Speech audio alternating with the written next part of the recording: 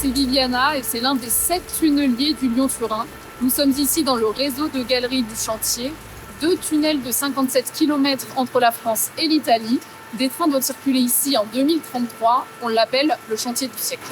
Les dimensions sont pharaoniques, mais c'est ce dont on a besoin en fait pour construire un ouvrage de cette ampleur et qui s'inscrit en fait quelque part à l'échelle de l'Europe en fait, pas seulement à l'échelle de la France.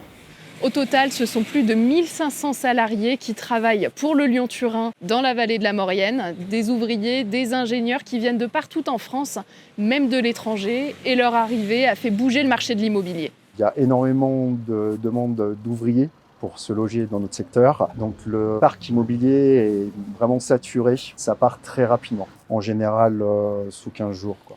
Des logements, il y en a dans la vallée de la Maurienne, mais certains sont vacants ou en voie de dégradation. Alors pour aider les propriétaires, des aides publiques ont été mises en place pour rénover son logement et le louer aux salariés du Lyon-Turin. Des permis de construire ont aussi été délivrés, comme dans cette maison diocésaine, où 16 logements et une résidence senior vont voir le jour. Le fait d'orienter aussi ces subventions, ces aides pour la rénovation du logement diminue tout doucement les loyers.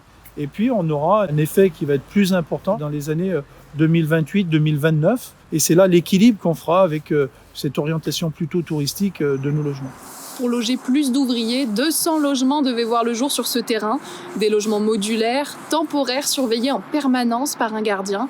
Mais le projet a été abandonné, les habitants s'y sont opposés et les conditions d'hébergement sont très critiquées. Il était prévu que des navettes acheminent les travailleurs entre le chantier et les logements.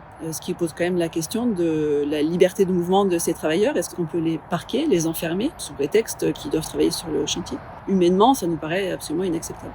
Si on résume, le Lyon-Turin, c'est une opportunité pour le logement dans la vallée de la Maurienne, mais c'est aussi un marché locatif plus tendu, des loyers plus élevés et peut-être un atout pour le tourisme à l'avenir.